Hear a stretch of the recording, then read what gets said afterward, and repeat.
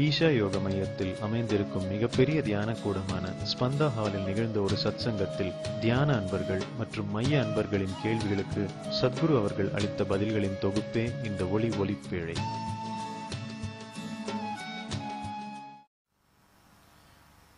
எந்த தொழில் பண்ணாலும் வெற்றி இல்லாம இருக்குது. என் நட்சத்திரம் சரியில்லைன்னு சொல்றாங்க.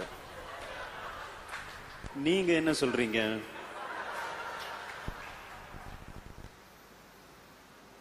இப்படியே 4 பேர் சர்தார்ஜி பல தொழில் பண்ணி பார்த்தாங்க. பார்ட்னர்ஷிப்ல எது பண்ணாலும் சக்சஸ் ஆகல. இவர் மாதிரி எந்த தொழில் பண்ணாலும் சக்சஸ் ஆகல. நிறைய பண்ணி பார்த்தாங்க, எது இல்லாம போச்சு.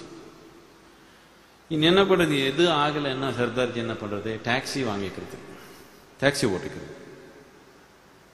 சரி, 4 பேர் சேர்ந்து பார்ட்னர்ஷிப்ல சென்னையில் வந்து ஒரு பழைய அம்பாசிடர் வாங்கி அதுக்கு கீழே கருப்பு மேலே மஞ்சள் பெயிண்ட் அடித்து எல்லாம் தயார் பண்ணி அந்த வண்டி டாக்ஸி எடுத்து போய் ரயில்வே ஸ்டேஷனில் வச்சு பார்த்தாங்க. ஒரு கஸ்டமர் கிடைக்கல. ஏர்போர்ட்டில் வச்சு பார்த்தாங்க, ஒரு கஸ்டமர் கிடைக்கல. எல்லா மெயின் சென்டர்ஸில் எல்லாம் நின்று பார்த்தாங்க, எங்கேயோ ஒரு கஸ்டமர் கிடைக்கல. என்ன பண்ணாலும் ஆகல. பெட்ரோல் செலவு பண்ணி அங்கே எங்கே போய் பார்த்தாங்க. பாவம், என்ன பண்ணாலும் ஒரு கஸ்டமர் ஏறல இந்த டாக்ஸி. இதுக்குன்னா 4 பேர் உட்காந்து போறாங்க.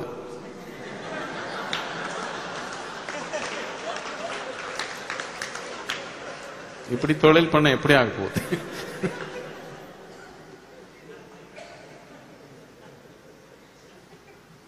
எதனால ஒரு தொழில் பண்ணணும்னா அந்த தொழில் அடிப்படை என்னன்னு புரிஞ்சுக்கணும். நட்சத்திரம் பார்த்து தொழில் பண்றவங்க என்ன பண்றது?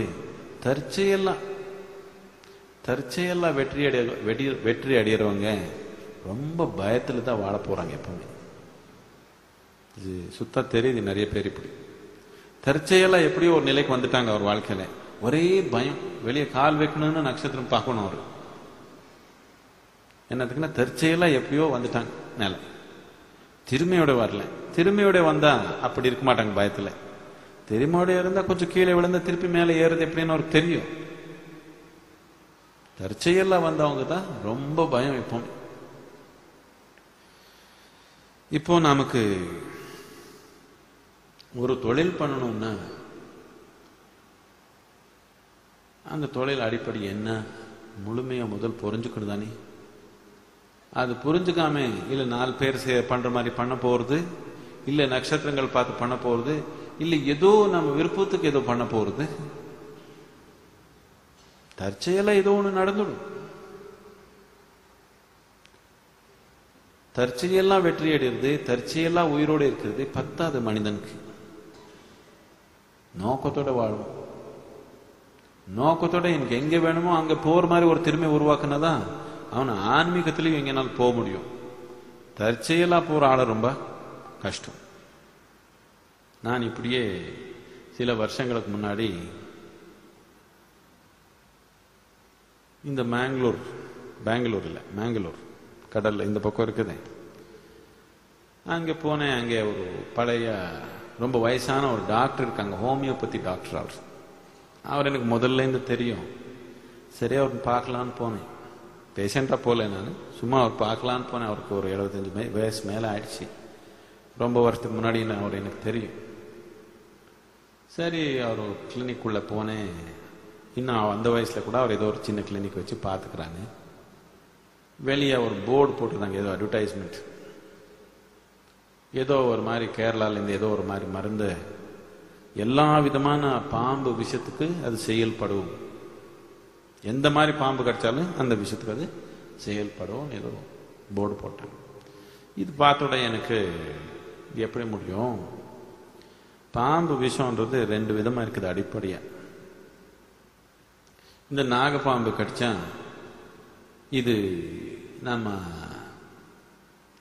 ரத்தத்தை ஓட்டம், இந்த ஹார்ட் பீட்டு, இந்த மூச்சு எடுக்கிறது, சுவாசம் எடுக்கிறது, இது எல்லாமே பிடிச்சி போட்டு அது ஒரு மாதிரி சாவு வரும்.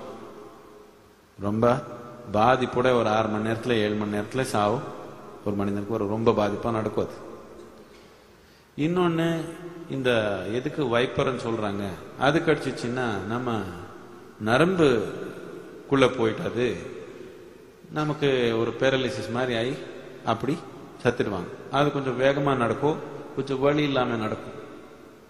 பாம்பு கடிச்சாலும் எதுன்னு சொல்லி கொடுக்குறேன் உங்களுக்கு, எதுக்கு கை கொடுக்கணும் எதுக்கு கொடுக்க கூடாது.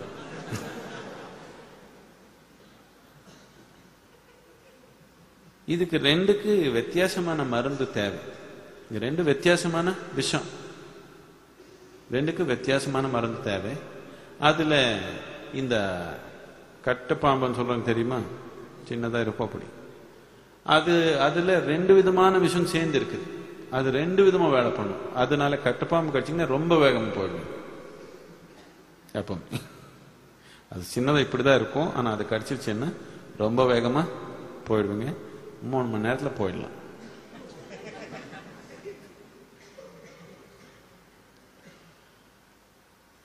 நான் உள்ள போய் இந்த டாக்டர் கிட்ட உட்காந்து ஏதோ பேசுறப்போ, என்ன இப்படி அட்வர்டைஸ்மெண்ட் போட்டீங்களே, எல்லா பாம்பு விஷயத்துக்கு ஒரே மருந்தன் போடுறீங்களே, இது எப்படி கேட்டேன். அதுக்கு அவர் சொன்னாங்க, இந்தியா தேசத்துல இருக்கிற பாம்புகள் எல்லாமே 90% பாம்புகள்ல விஷம் இல்லை, அதனால 90% நேரம் அது வேலை பண்ணும், ஒரு 10% ஃபெயில் ஆயிடும், அவ்வளவுதான். என்ன 90% பத்தாதா நமக்கு ரிசல்ட்? 90% ரிசல்ட் பத்தாதா? போதானே? சரி, அப்படி என்ன பிரச்சனை இல்லை. 90% ரிசல்ட் போதும்ன்றவங்களுக்கு பிரச்சனை இல்லை, எப்படியோ வாழிக்கலாம். எது பண்ணாலும் ஒரு 50-60% வேலை பண்ணிடும். எந்த மாதிரி முட்டாள்தனம் பண்ணாலும் 50% வேப்பில நடந்துடுமே இல்லையா? 80-90% நடந்துடும். அந்த மித்த 10% தானே வாழ்க்கை இருக்குது. அது நடத்துக்கிறது தானே இருக்குது திறமை. எல்லாருக்கும் 90% ஆரோக்கியமா தானே இருக்கிறீங்க, எல்லாம் நல்லா தானே நடக்குது. 10% தானே பிரச்சனை. அந்த 10% நடத்துக்கிறது தானே திறமை மனிதனுக்கு. இதனால நாம ஒரு தொழில் நடத்தணும்னாலும் சரி, இல்ல ஒரு வித்யாபியாசம்னாலும் சரி, இல்ல ஆன்மீக வழியானாலும் சரி, அதுக்கு தகுதியான செயல் செய்யணும்.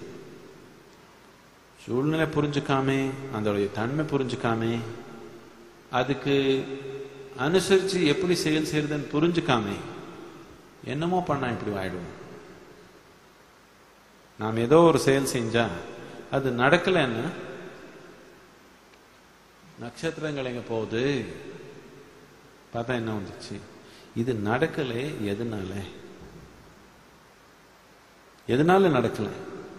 நாம் 100 வேலை பண்ணோம், இதுல எவ்வளவு சரியா பண்ணிருக்கோம் எவ்வளவு சரியா பண்ணலன்னு பார்க்கணும் தானே, அடுத்த தடவை நடக்கணும்னா.